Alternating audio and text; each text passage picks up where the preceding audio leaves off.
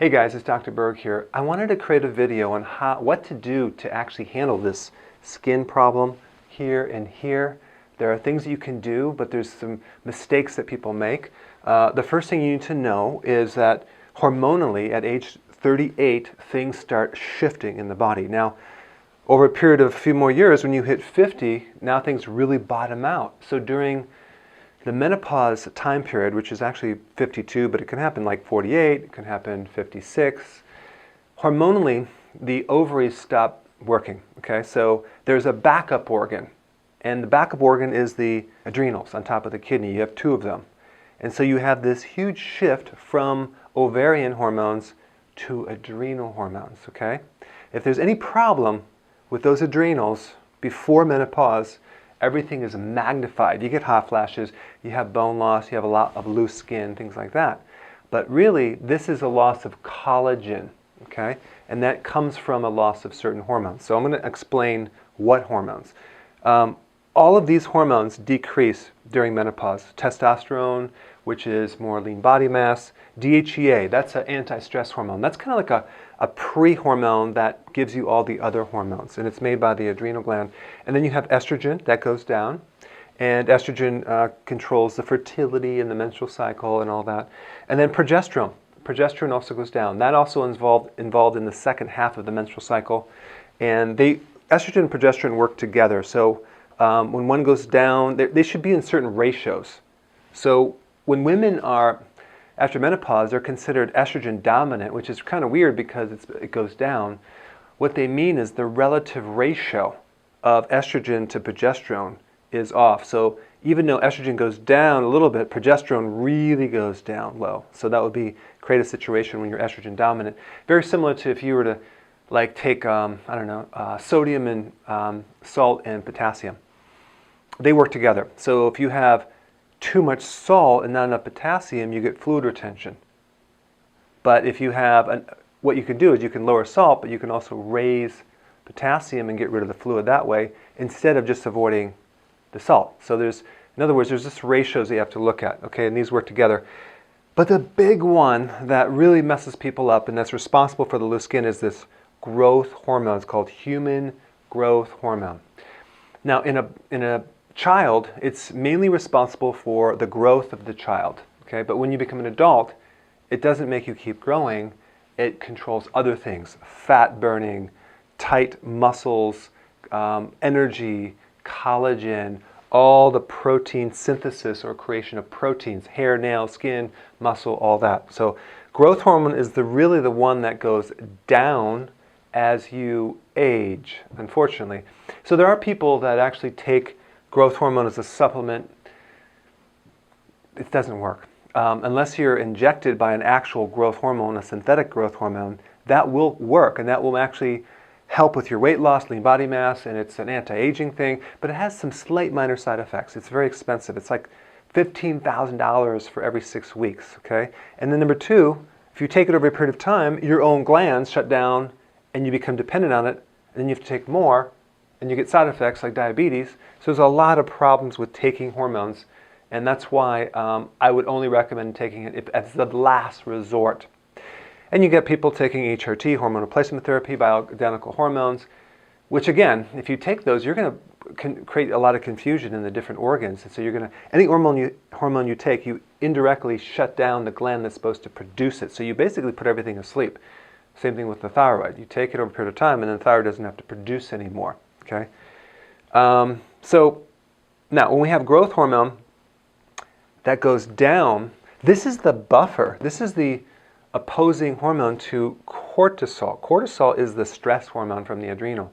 That's the one that's very destructive on your protein. So if that's too high, your body becomes in what's called a catabolic state or a cannibalistic. It breaks down proteins faster than it's building back up.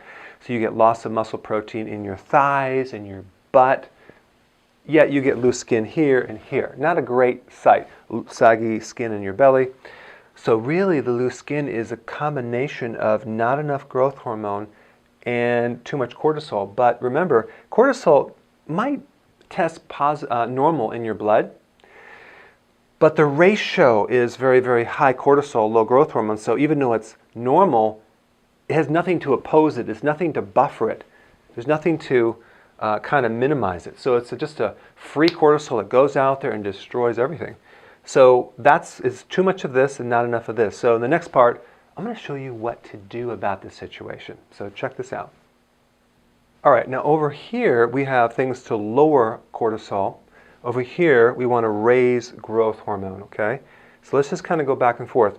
Cortisol is triggered by stress. So everything we're going to do is going to reduce stress. Number one, low intensity exercise. That would be like walking. Now over here, you have to raise the high intensity because full body high intensity exercise will increase growth hormone.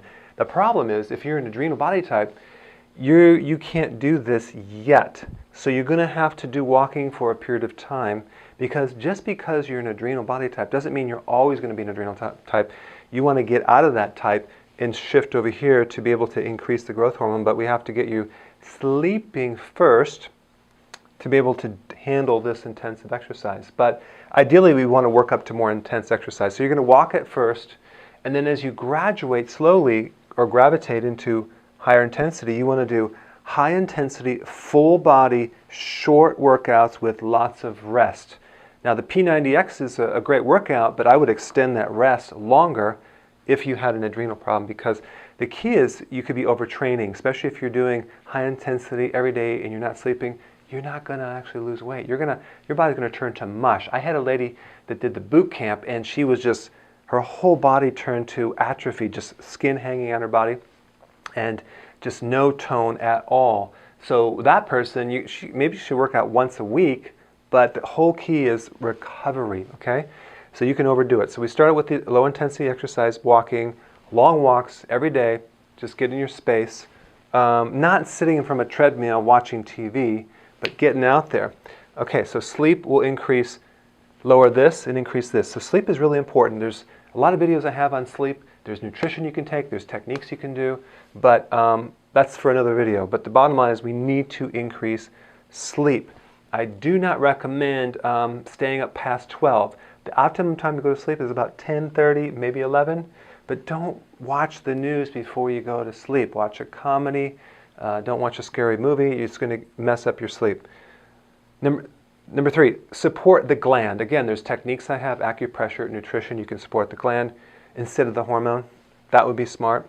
Avoid stress, mainly stressful people, relationships that you're involved with. That always messes someone up. I have a gal who's stuck with this particular individual and she can't get out of it. She's married, she has kids, and she has a situation because he's not willing to change, so it's a constant battle.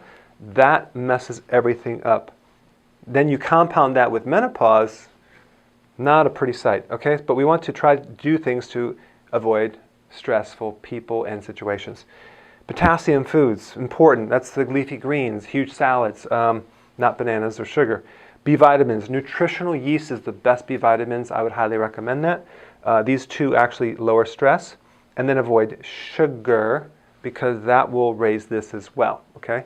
Now over here, intense exercise, sleeping, protein does trigger growth hormone, but not a lot. If you have too much, it'll increase insulin, which will inhibit this. So we want just a little bit, maybe 3 to 4 ounces each meal. But we need some protein. If you're a vegetarian and you don't have the density of protein, it's very difficult to stimulate growth hormone, okay? Animal meat or animal products is the best for this, but just small amounts. Okay, intermittent fasting. Now with this one, it's not necessarily you have to fast for days, but if you actually eat all these snacks between the meals, that's messing up the liver, and that keeps the liver overworking all the time. If you did 3 meals a day and no snacks, that would be intermittent fasting, okay? That's what I consider intermittent fasting. Even if you did breakfast and then a good lunch and you didn't eat anything after that, that would be intermittent fasting. That will increase growth hormone. But if you're snacking and grazing, yeah. Why? Because the liver is where the growth hormone works through. So that liver is the hub, and that's connected to digestion. So anything that is a strain on the digestion will slow the liver and slow this hormone. So if you have constipation, for example, or bloatedness or a gallbladder problem, it's going to be hard to raise this because growth hormone comes from the brain, goes right through there, and doesn't always work. And then the next one is the decreased cortisol. Fixing this and avoiding sugar again will also improve these. So these are kind of the basic things that I look at if a person wants to tighten up their skin and lose weight. I'm going to look at all these things. I'm going to find out which one can we implement that they're not already doing. I'm going to look for ways that I can improve things they're doing but make it better. And these are a kind of a good flow chart that you can use to tighten things up. And you'll see over the next months the skin will start coming back and the collagen will start coming back. One last thing, and that has to do with digestion. If your stomach is not strong enough as far as the acidity, and the way you know that it's not strong enough is you get indigestion, bloating, acid reflux, GERD. That means you don't have enough acid. Watch my videos on that. Then you can't break down the collagen or the protein to be able to assimilate and pull it into your skin. That could be a reason why you have loose skin too, because you're just not digesting it. So if that's the situation, you can take something to acidify the stomach and really pull in that collagen into the cells to allow your skin, nails, hair, collagen to come back. And a really acidic stomach will allow you to absorb the minerals too, especially the trace minerals. And there's other videos I have that show about what trace minerals do. But trace minerals are basically minerals needed in small amounts that allow the protein to work better in your body. And that would be one supplement that might be very helpful if you have also hair loss and brittle nails, things like that. So it's not the big thing, but it'll actually kind of assist in that area. Okay, so go ahead and try these things and comment below, and I will see you in the next video.